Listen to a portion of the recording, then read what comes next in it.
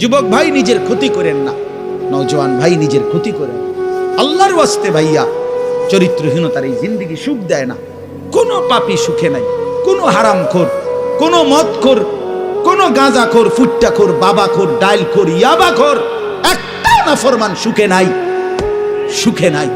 কোন বেপরদা নারী সুখে নাই।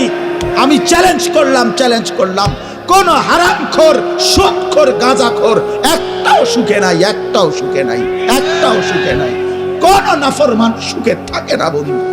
সেজদাতে সুখ আছে, আল্লাহকে ডাকলে সুখ আছে, আল্লাহকে ডাকলে সুখ আছে, মালিকের সেজদায় সুখ আছে। এজন্য চলেন ইনশাআল্লাহ, নিয়ত করি আল্লাহকে ডাকবো ইনশাআল্লাহ। হারাম ছেড়ে দেই, আল্লাহর নাফরমানি ছেড়ে দেই। আল্লাহ আমাদের সবাইকে কবুল করে নেন। আপনার অজুবিহীন করতে দেই না, সমস্ত পড়ালেখা বাচ্চা পাক পবিত্র থাইকা অজু অবস্থায় পড়ে। অসংখ্য প্রতিষ্ঠান এমন যাদের এই ব্যাপারে কোনো আলাদা কোনো গুরুত্ব নেই। ছেলে পেশাব করে পানি নেয় বা না নেয়, এটা নিয়ে তাদের কোনো মাথা ব্যথা নেই। ছেলে কি দাঁড়াইয়া পেশাব করে না বসে পেশাব করে, এই নিয়ে মাথা ব্যথা নেই। দেখার বিষয় হলো পড়া পারে কিনা, পড়া বুঝলো কিনা, খালাস। পড়া পারলো, শিখলো। কিন্তু না, আপনারাও সবাই বুঝেন যে, সবাই এই শব্দটা জানেন যে শিক্ষা দীক্ষা, আমরা বলি বাংলায় এটা যে শিক্ষা দীক্ষা। এখন প্রশ্ন হলো দীক্ষা মানে কি? শিক্ষা তো বুঝলাম, নির্দিষ্ট পড়া মুখস্থ করলো, শিখলো, মুখস্থ করলো। তো দীক্ষাটা কি? এখানে এটা এমন শব্দ না যে, কিছু শব্দ তো আছে একটা শব্দের সাথে আরেকটা বলছে অর্থহীন, যেমন কলম টলম। তো এটা সবাই বুঝে যে টলমের কোনো অর্থ নাই। কাগজ টাগজ, তো কাগজের অর্থ নাই কিছু না, এটা আলাদা শব্দ। শিক্ষা দীক্ষা যেমন আমরা অনেক সময় বলি যে নামাজ রোজা, লোকটা নামাজ রোজায় ভালো, তো এর দ্বারা কি শুধু নামাজ আর নামাজের উল্টা শব্দ রোজা না, এটা একটা আলাদা কি আমল। নামাজ একটা ইবাদত, তো রোজা একটা ইবাদত।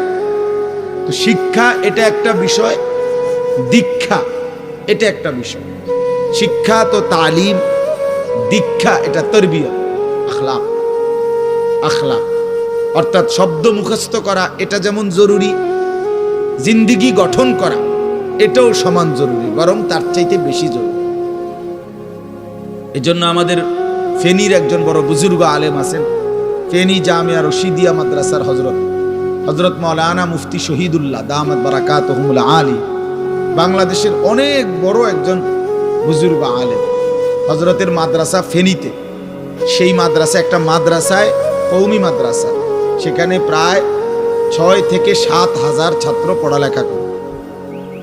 প্রায় 200-এর উপরে উস্তাদ আছে, 200-250 হবে।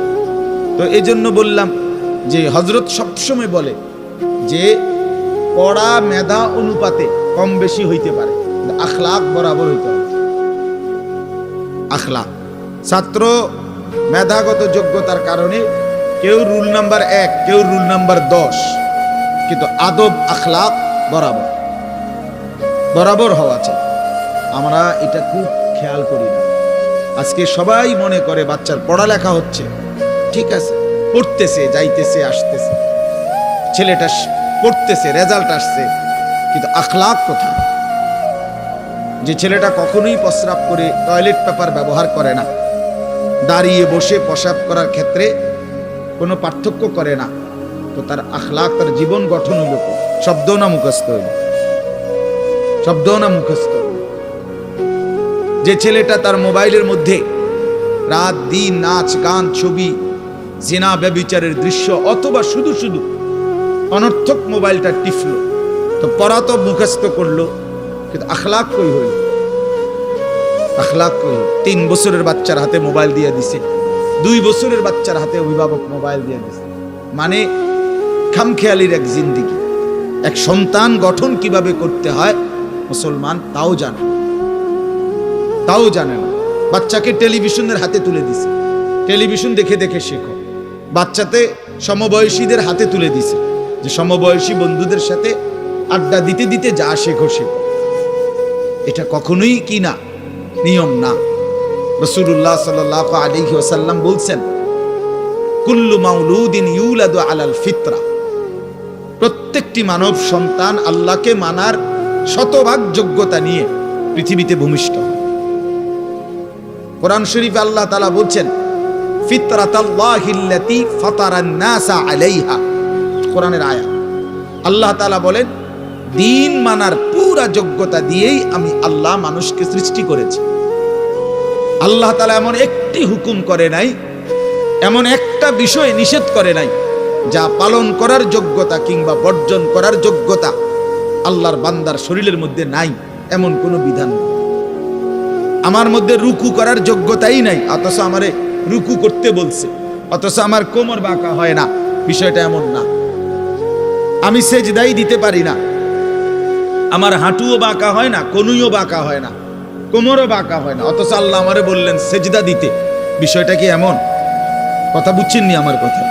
আমারে বানাইলেন তাল গাছ, আমারে বলতেছেন সেজদা দিতে। এইটা বললে না জুলুম হইতো? এটা বললে না জুলুম হইতো? কিন্তু আল্লাহ তাআলা যতগুলো হুকুম করেছেন, যতগুলো নিষেধ করেছেন, প্রতিটা হুকুম পালন করা, প্রতিটা নিষেধ বর্জন করার 100 যোগ্যতা আল্লাহ তাআলা বান্দার শরীরের মধ্যে দিয়েছে। কোরআনুল কারীমের মধ্যে আছে, আল্লাহ তাআলা বলেন, বান্দা আমি তোমাকে বানিয়েছি নাবতালিহি, পরীক্ষা করার জন্য, আর পরীক্ষায় উত্তীর্ণ করার উপযোগী। ফাজআলনাহু সামিআন বাসীরা, আমি আল্লাহই তোমাকে শুনবার জন্য কান দিয়েছি, দেখবার জন্য চোখ দিয়েছি। তাফসীরের মধ্যে লিখছে, অর্থ হইল আমাকে মানবার পুরা যোগ্যতা সম্পূর্ণ শরীর দিয়েছি। ওযু, গোসল, নামাজ, রোজা, হালাল হারাম, পাক নাফাক সবকিছু বান্দা পালন করতে পারবে এমন যোগ্যতা দিয়ে তারে মানুষ বানাইছে। মানুষ হইবার পরে, মুসলমান হওয়ার পরে কেউ যদি বলে আল্লাহর এই হুকুম পালন করা আমার পক্ষে সম্ভব না, তাহলে এটা হইতে পারে তুমি ছাগল, মানুষ না। তুমি গরু ছাগল ছাড়া আর কিছু না, তুমি মূলত হাইওয়ান। ইনসান হইলে পারতা, তুমি যদি মানুষ হইতা তা ঠিকই পারতা, তুমি যদি মানুষ হইতা তো পারতা। মূলত তুমি নিজের মানুষ এই পরিচয় ভুলে গেছো।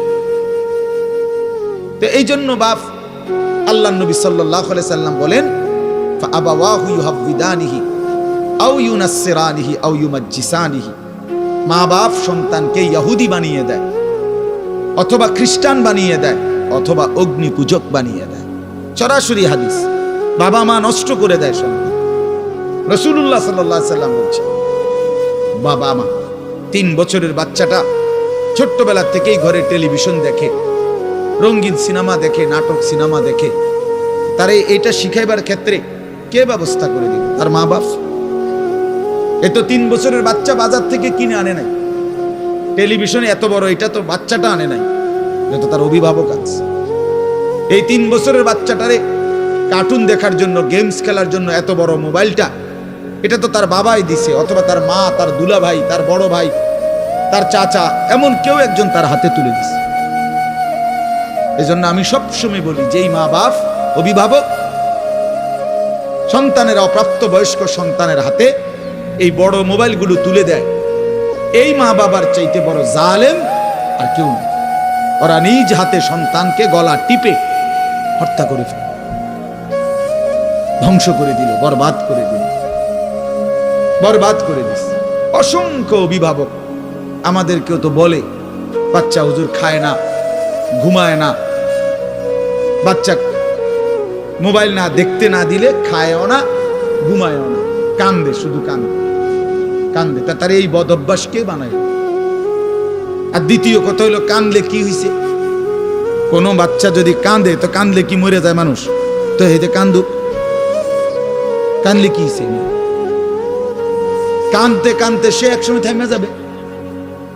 3 বার পরে, 4 বারের পরে সে বুঝে নিবে যে এটা আমারে দিবে না। কথা বোঝেন নাই?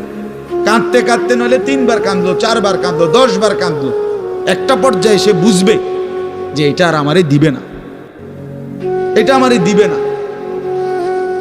এই জন্য বাপ আমার এটা খেয়াল করা চাই। আমি এই কথাটা শুরু করছি এই কথার থেকে, যে কোরআন সুন্নাহর ইলমের জন্য আদব